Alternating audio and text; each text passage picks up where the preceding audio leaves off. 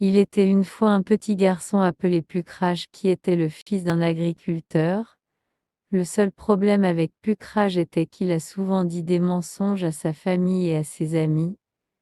Il serait raconté des histoires de monstres dans la jungle, ou bien il faisait semblant qu'il y avait des serpents mortels dans les champs, ou qu'il était trop malade pour travailler quand il était vraiment pas malade du tout. Il était le travail du jeune garçon pour prendre le bétail de son père sur le pâturage chaque matin dans une clairière dans la jungle sur le flanc d'une colline à proximité. Pucrage ne jouisse pas de ce travail très bien parce qu'il a trouvé le bétail très ennuyeux et souvent souhaité que sa vie ait été remplie avec plus de plaisir et d'aventure. Mais au lieu de plaisir et d'aventure, Pucrage se retrouve à faire les mêmes ennuyeux emplois chaque jour, ce qui rendait le jeune garçon très rancunier, et ce fut ce ressentiment qui entraînait souvent Coquine Pucrage d'inventer des histoires qui ne sont pas vraies.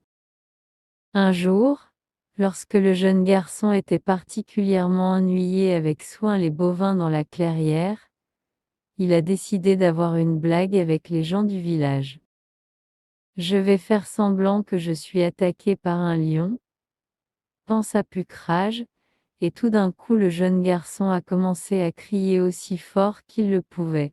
Aide-moi, aide-moi, criait-il, je suis attaqué par un lion féroce. À la fois, les braves villageois se sont précipités tous les hauts de la colline en direction de la clairière afin qu'ils puissent sauver de jeunes Pucrage du lion. Mais quand ils sont arrivés dans la clairière, il n'y avait pas de lion du tout. Juste le jeune garçon se roulait sur le sol riant à lui-même à quelle blague qu'il avait faite. Les villageois étaient très déçus Pucrage et l'ont averti que ces blagues ne sont pas sensibles, mais le vilain garçon était trop occupé à rire de payer tout à vie à ces avertissements. Un peu de temps passé et la vie revient à sa routine normale. Pucrage a pris soin du bétail chaque matin en les prenant au pâturage dans la jungle, et chaque soir, il reviendrait le bétail au champ de son père avant le dîner. Mais le jeune Pucrage était toujours inquiet, toujours plein de ressentiment de sa vie ennuyeuse de travail et la routine, et donc, un matin calme, il a décidé de jouer le même tour aux villageois. Une fois qu'il a atteint la clairière dans la jungle, une fois qu'il était sûr que le timing était parfait, il a commencé à crier aussi fort qu'il le pouvait. Aide-moi, aide-moi, cria le vilain garçon, je suis attaqué par un lion féroce. S'il vous plaît, venez me sauver. Les hommes et les femmes travaillant dans les champs à la lisière du village ont tous couru jusqu'à la colline vers la clairière afin de sauver le bétail et le jeune garçon de lion féroce. Mais quand ils ont atteint la clairière, il n'y avait pas du tout de lion. Une fois de plus, Pucrage a été trouvé autour de roulements sur le terrain dans des éclats de rire. Vous avez tous l'air si drôle, cria le vilain garçon. Il n'y a pas de lion.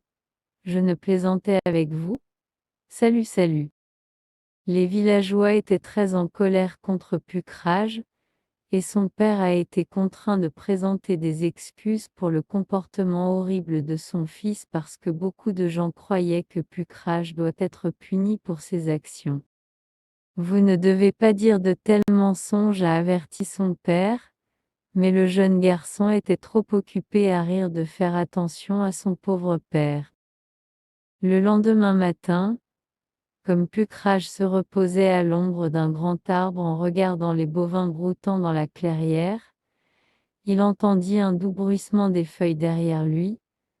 Lorsque le jeune garçon se retourna pour voir ce qui a été fait un tel bruit, il est venu face à face avec un énorme lion. Le lion avait de grandes griffes et yeux menaçants et des dents très pointues. Pucrage sauta sur ses pieds aussi vite qu'il le pouvait et a essayé de courir dans la jungle vers le village, mais le lion rapidement bloquait son évasion.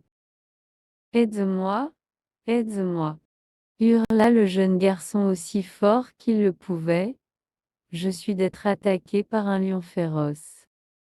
Mais quand les villageois ont entendu les cris de la jeune garçon de l'aide, ils ne se précipitent au de la colline vers la clairière. Pas cette fois. Au lieu de cela, ils sont retournés à leur travail dans les champs comme si de rien était. Et si pauvre Pucrage a été tué par le lion ce jour-là, car aucun des villageois croyait que le vilain garçon disait la vérité, il avait dit trop de mensonges et ri des villageois trop de fois, et donc ils ne le croirent quand il a crié à l'aide. Voilà ce qui arrive si vous mentez.